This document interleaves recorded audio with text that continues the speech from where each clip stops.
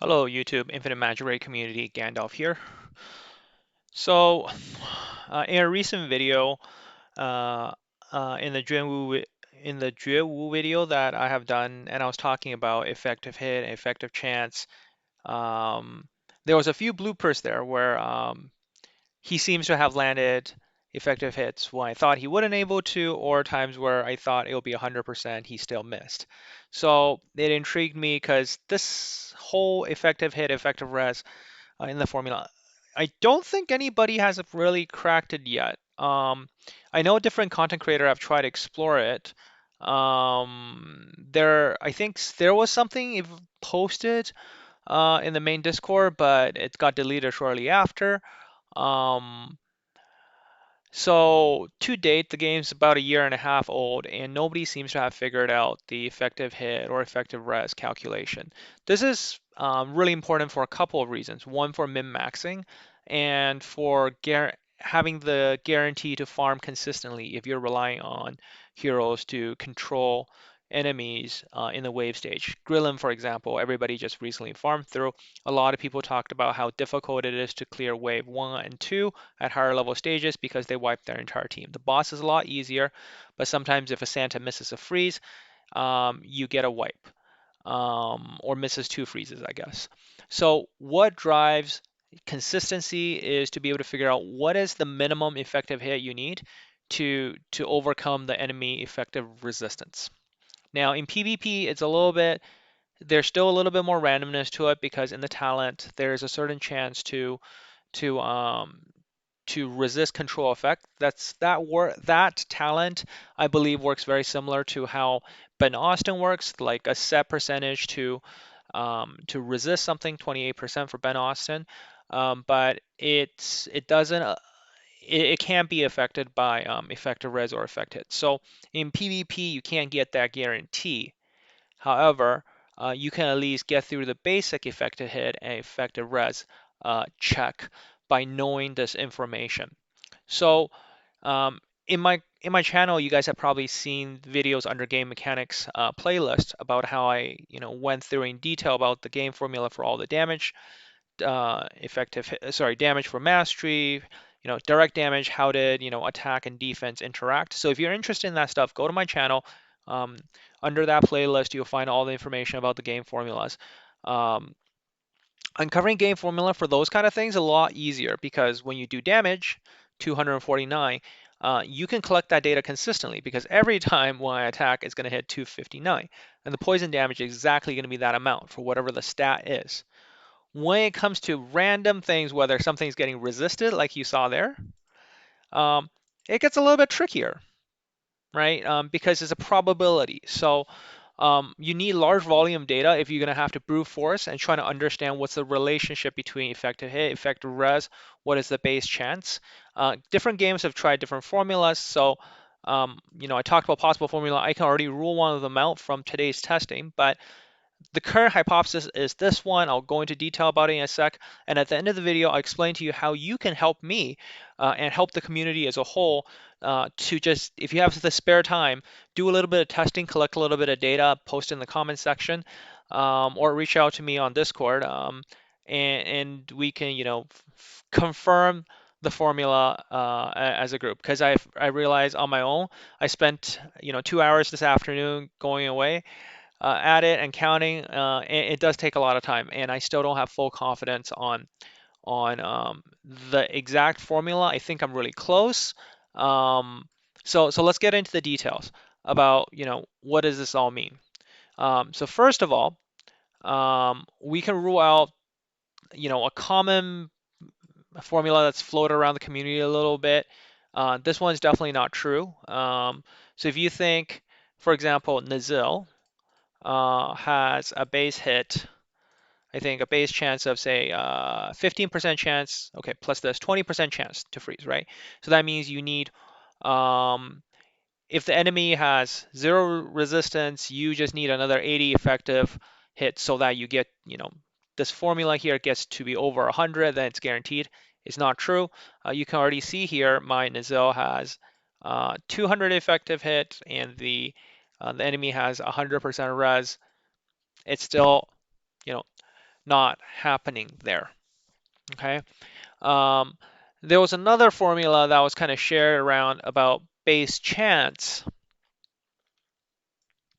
multiplied by 1 plus effective hit percent minus effective res.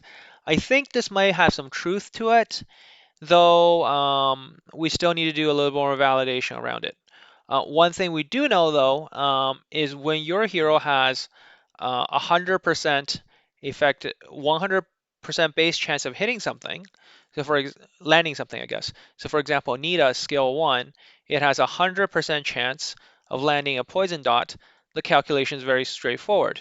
Um, Testing a different effective hit level and effective res level is basically saying that um, if your Nita has higher effective hit than the enemy's effective res, you're pretty much going to get 100% chance to land.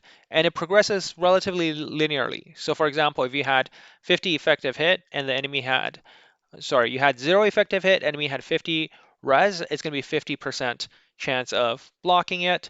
Similarly, if you had 200% effective res, the enemy had 250 effective res, you're still going to be landing 50%. So as long as you have higher effective hit than the enemy effective res, you're going to land it for sure. Now, a lot of people might be interested in this one where Nita is commonly used. So how much effective hit does your Nita need to have? So the ultimate from Nita is 90% chance. So due to this nature, this formula actually doesn't work because I have seen where your Nita is like at 150% effective hit, the enemy might have 140 effective res. So you got that difference of 10, right? 10 more, but you're not landing 100% of the time, which leans towards this formula. You need a little bit more than just that extra 10 to get over the hump. And this is also why we see it is so hard to get low trigger percentages heroes to land their CCs consistently. For example, with Nazil, right? Nazil, now something doesn't seem right though, because if this formula is true, okay, if this formula was really true, my Nazil should be landing 40% of the time, right? Because if we look at it, Nazil has a base. Let me zoom in for everyone so you don't have to, so you can actually see it. So Nazil base is 20%, right?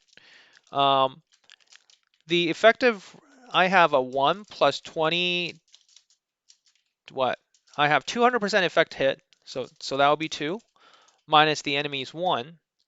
So here I would effectively have a factor of 2. So the real chance of hitting, if this formula was correct, I should expect 40%. Now in this afternoon's testing, or even we can just count it right now, right? Let's do this 20 times and see, I should hit around 8, okay? 8 freezes, but I'm freezing way more often than this, okay? I'm gonna be freezing, okay, 2 out of 2, 3 out of 2, sorry, 3 out of 3. I think that was 4 out of 4. So I got resisted once, so that's 4 out of 5. 5 out of 4 out of, or 5 out of 6, or 4 out of 6. So just count very slowly while you get this data. But it's really clear. You can see even at 100% more, you're still resisting. Sorry, you're still able to resist, right? Um, which the formula suggests, yes, you will. But based on the probability and the formula, it doesn't seem to be 40%. So for a lot of people, it's important to figure out, how much you really need to build. And I feel there might be some curve to this. So if you happen to have the time, what I'll ask is, collect some data for me. For example, everybody, let's just do it on Nazil and try different effective hit and effective res. Let me know what you got. So maybe if you try 200 and 100 effective res, somebody else can try 300 and 100. Put some numbers in between, 150, 100. And if you happen to have the time, do it like just 20 times, 30 times, and just tell me how many other of those at that effective hit you got it at. And then that will really help with trying to solve this particular problem. Now, I'm just going to do one last thing here, which is switching the Santa out. Sorry, switching in a Santa team lineup. get rid of that.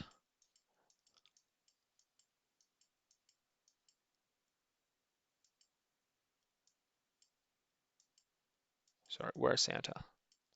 There we go. So Santa's here. So Santa is also at 200 effective hit right now. Whoops. Edit attribute, we're going to put him at, yeah, 200 effective hit. Yeah, that's correct. Santa's at 200 effective hit, enemies at 100% effective res. Now, according to this formula, Santa does have 50%, right? Um, so, yeah, you are landing very consistently. Um, well, that doesn't count. So hurry. Let me just make the enemy really, really fast so that every time, whoops, that would be bad. Just so that, oh, by the way, when you're testing, just set both heroes to like 2 mil HP and like 100 attack each, so you're not killing each other. Um, and you can do this just so that the debuff falls off. But you can, so I've done this already. I haven't seen us, like I did this a lot this afternoon, and I haven't seen a single time um, that this has happened where it didn't land, uh, where it got resisted. I think the threshold, this formula is okay because if I bring it down a little bit, right, below this threshold, say, well, 150 or 175. Let's try 175 because 150 we know is not going to work for sure because um, that's kind of based on our old formula, right? So we had to make up for that 50% gap. We thought this would freeze, but you will soon see in one of these tries, we should be able to get a resist because if the old formula, the formula on the left is true, 150 should be able to land 100% on effective on the on 100 reds because 50% plus 150 minus 100 is 100%, right? Um, we don't think that's true because if it's true, then the previous formula where we had over 100, we had 20, it didn't seem to work.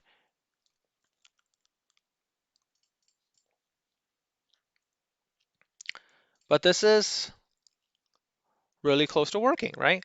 Like, like if it is really the second formula here, right, then it's 50%, 1 plus the effective hit minus the effective res. It it still doesn't add up, right? Come on, resist. Like honestly, I did this earlier this afternoon. The enemy is at, oh, sorry, my bad. Is it because the enemy somehow is at 50 effective res? Why is the enemy at 50 effective res? I thought it's supposed to be at no wonder, right? No wonder it's landing. My bad. Enemy has to be at 100 effective res. Whoops.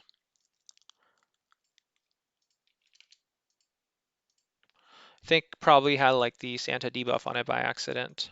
So we are at 150. The enemy is at 100. There we go. Sorry about that.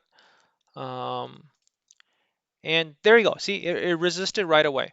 So if the formula was really true, um, if it's following the formula on the right, so if you want to use Santa for this test, then it will be 50 times 1 plus 1.5 minus 1, meaning this should land about 75% of the time. So if we collect enough data using this, like 3 out of 4 times on average, it should resist. Right now, it feels about right. It feels about right. It honestly does feel about right. But when it went down to the other formula, it didn't feel quite as close. Um, there is one other aspect I do want to share with you, is when it comes to heroes where effective hit doesn't seem to impact their probability. So this comes in advantage in Whistler. So Whistler, when we look at Whistler, um, there's a 50% chance to cannot be blocked by enemy. I wanna make sure like, and this is the exact same language you put in there uh, about about Wu as well. So I really want to understand what they mean by cannot be blocked. Does that mean it still can't be resisted? So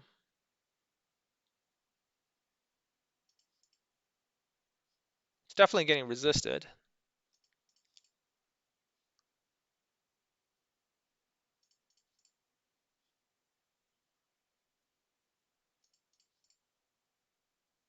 Okay, so now if I had really high effective hit,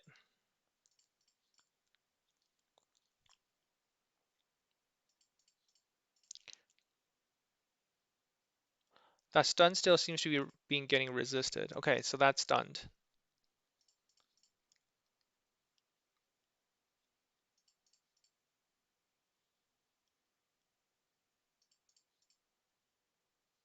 But clearly we do see, so we're at 500 effective hit and effective res. So I think what's really showing here is the 70, there's a 70 chance to reduce the target. So that's happening 70% of the time. Now with 100% chance to inflict eternal death. Now, if our formula was true, the base chance of eternal death is 100%. So every single time when we do this, we should always see eternal death. Okay, 70% of the time we should see a defense break, and 50% of the time we should be able to see the stun. Okay, now I think Whistler is again another really good hero to test this theory. Um, so if the res go down by 100, okay, so what we should see is defense break. So again, that difference was like so this will be 40 times 100 plus 5 minus 4, right? So we should have 100% stun now, right? And we should have 100. We should also, yeah, of course, have the. So yeah, this should give us 100% stun now every single time, which means Whistler could become a very consistent stunner as long as its effective hit is 100 over the enemy. Now, if you and you're starting to see that they're stunned every single time, right? So maybe this formula on the right is correct. Um, but what bothered me was maybe I have to go back to the video recording again and see what happened with Juan Wu. Um, so I guess what this means is as long as your Jing Wu has a higher effective hit than the enemy's effective res, you can horrify 100% of the time. I think that was what was missing, so that's why we didn't get that. The question is, could you achieve this at a lower at a lower threshold? I think that's the question a lot of people are after. Um, the formula is definitely good enough, I think, for figuring out an upper bound. Um, when I was testing, though, I do feel like it definitely is not a linear like drop. Sorry, maybe hopefully I haven't lost too many people in this video. Um, but at least you know what is like how much you need to build. This will definitely work. This formula will definitely help you figure out how much you need. Can we go to a lower number? I think I'm going to rely on the community here to do a little bit of testing with effective hit and effective res below this threshold to validate if these probabilities are really correct, right? So again, I mean, I'll do one last example. So for example, for Whistler, right? We're going to count the number of stuns we get. Let's say let's do a gap of 50. So again, that would be 75% as well. So if we set the Whistler, let's just leave him at zero, sorry, we'll leave him at say 75, yeah, just 75 effective hit. The enemy have a resistance of 0.